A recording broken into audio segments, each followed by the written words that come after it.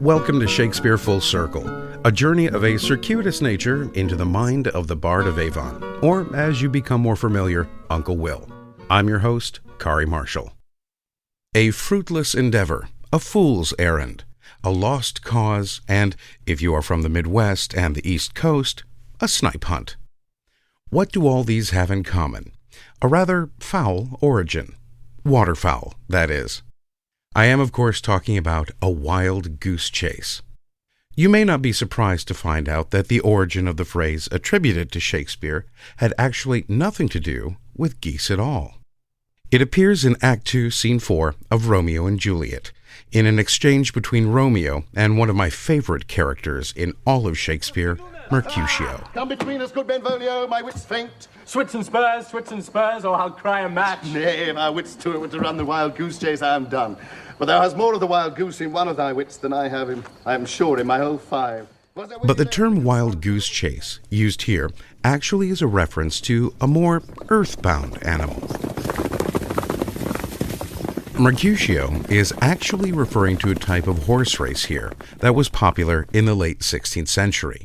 A type of follow-the-leader race, where the formation of the riders resembled, you guessed it, a gaggle of geese in flight. What Mercutio is saying is that he has no desire to follow Romeo's lead in this battle of wits. In 1621, Jacobean playwright John Fletcher took the term and used it to title his entire play, The Wild Goose Chase. The phrase was used loosely in that way until Samuel Johnson's first English dictionary solidified our modern definition in the mid-18th century as a type of fruitless pursuit.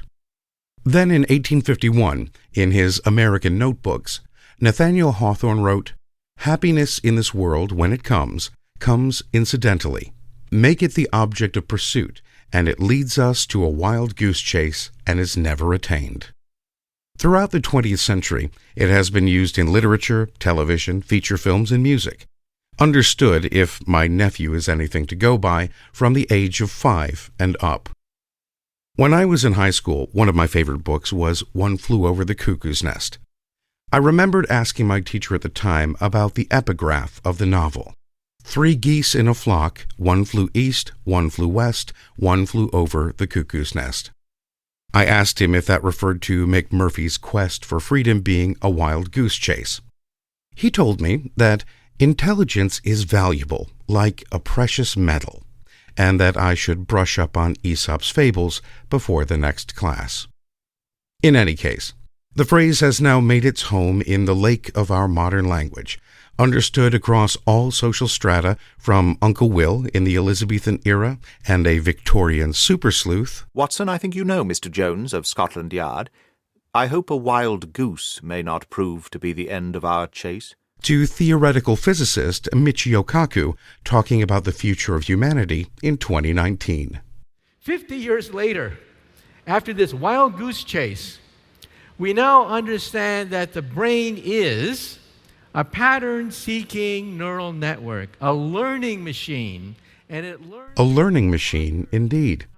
One of my favorite uses of the term came from Star Trek's Gene Roddenberry, who had the term wild goose chase spoken extremely accurately, if not cryptically, by his android Data. I could be chasing an untamed ornithoid without cause. A wild goose chase?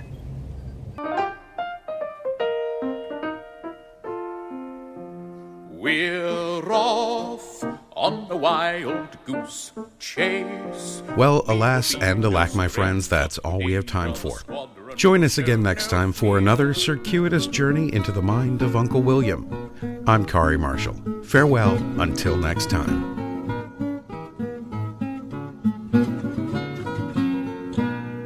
Today's excerpts are from the BBC production of Romeo and Juliet, The Red-Headed League by Sir Arthur Conan Doyle, Michio Kaku at Google I/O 2019, Star Trek The Next Generation, and music from the show Honk. Shakespeare Full Circle is a production of WGTE Public Media. You can learn more and download all episodes at wgte.org/sfc or wherever you get your podcasts.